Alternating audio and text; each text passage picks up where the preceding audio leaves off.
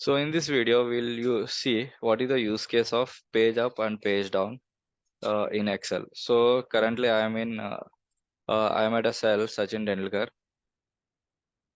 Okay, so now I will press page down. So when I press page down, it will directly taking me to the 20th row. So when I click once again page down, it is just taking me to the like it is around 80 to 19 rounds. It is going to the next page. So in page up is also like it is going to the first page from a bottom to up. So it is directly showing me here we have 19 rows, right? 19 rows is the one. If I click on page down, so it is showing up from 20 row to 37.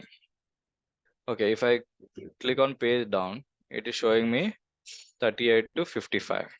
So like that, page up and page down is working. So if I use shift and page down, shift and page down is just selecting the values. Okay, now if I put control and page down, so control and page down is taking me to the separate cell. Okay, so this is how the page down and page up functionality works. Thank you.